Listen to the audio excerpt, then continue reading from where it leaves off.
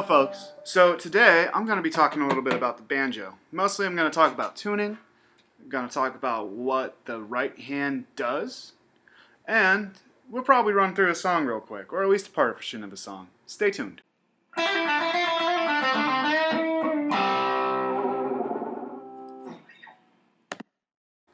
So very first thing I want to mention, the tuning of a banjo is tuned to an open G chord. The tuning specifically is G, D, G, B, D. So, both of these are G, both of these are D, and this is a B. If you know your arpeggios, that is a G major triad. So these two strings are the same, the very top, these two strings are the same, the fourth and the first, with the second string being the only string that doesn't have a duplicate. Now, what this allows us to do with a banjo, play open chords, which allows us to do runs very easily. So if I wanted to play a whole song,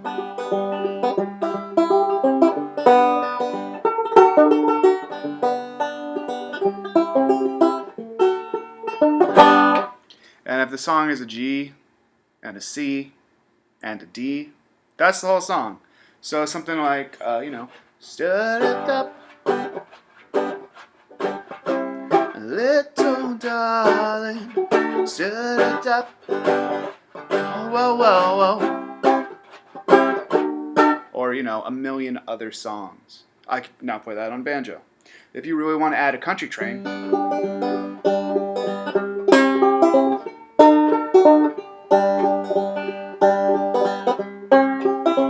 oh, stood up, little darling, stood up, whoa, whoa, whoa.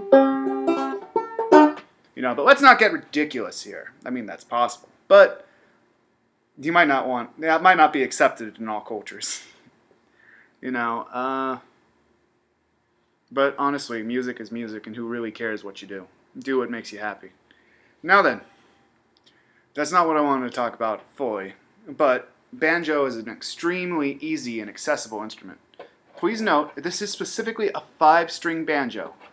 5th string being an extra high note, or an extra high D. No, G, my bad. G, D, B, G, D, B. So, G, D, G, B, D. Once again, if you arpeggiate that, that is a G triad. In this case, we could just bar our finger at any one of these frets and you got a whole new chord. That's an A, B, C, D, E, F, and the octave, G. So if I'm playing an A,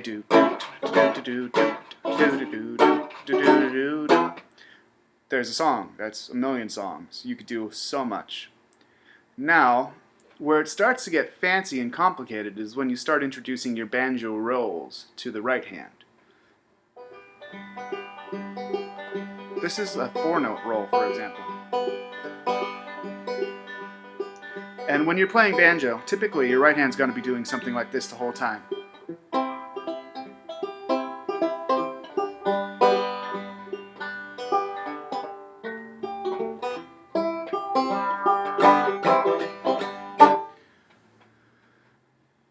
Now, if you want to check out some great banjo players, look up Earl Scruggs, for example. He's probably one of the founders of exactly what it is to play a 5-string banjo.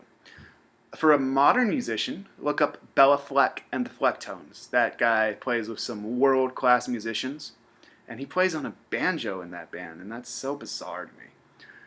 Finally, if you know anything about me, I am a little bit of a deadhead, so I started picking up banjo because Jerry Garcia was one of the best banjo players around.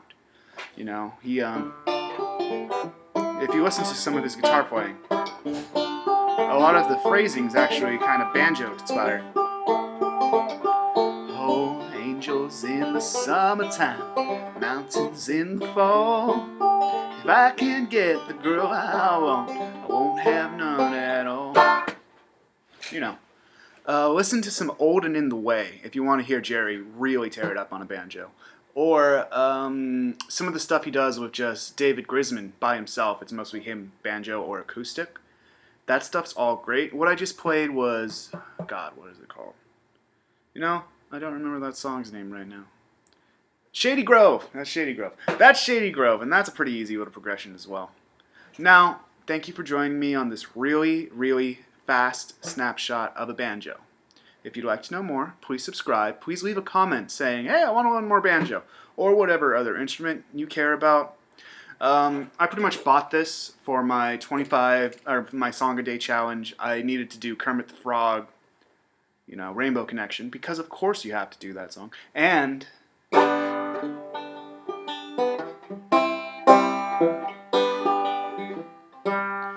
why are there so many songs about rainbows? You know, if it's good enough for Kermit, why isn't it good enough for you? Get a banjo now. Thank you. Name's Richard Durazo, also known as Bob Ross. Please subscribe. Please leave a comment. I'll see you all soon.